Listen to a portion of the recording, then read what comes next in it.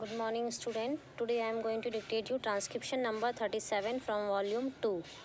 Let's start. Speed will be 100 word per minute. Madam Deputy Chairman, I rise to participate in this discussion not with a view to ventilate particular grievances or to secure concessions and relief in the taxation measures. I am one of those who believe that there is no justification for additional taxation unless the conditions laid down by the Taxation Inquiry Commission are complied with.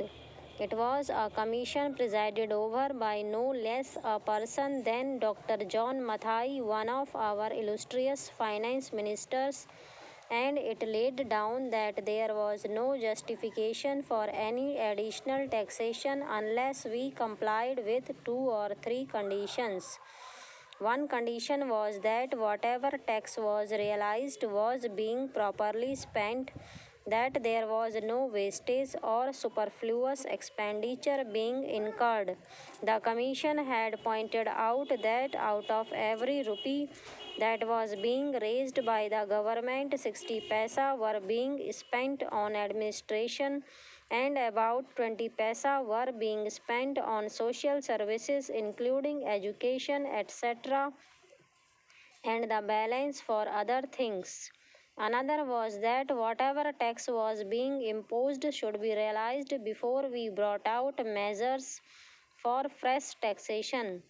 They also had suggested that there was sufficient room for economy in all the ministries and departments, and effective steps should be taken forthwith to enforce the maximum possible economy in government expenditure.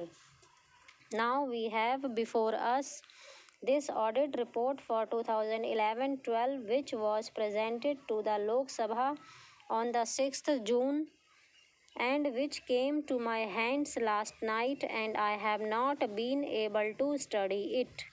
I find that during the last 5 years we have imposed additional taxation, and at the same time our revenue expenditure has gone up by about rupees 42 crores.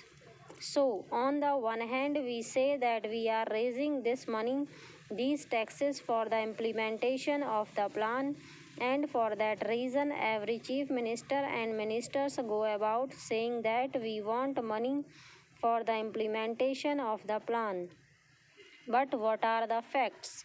We find that the money that has been raised is being used for administrative purposes.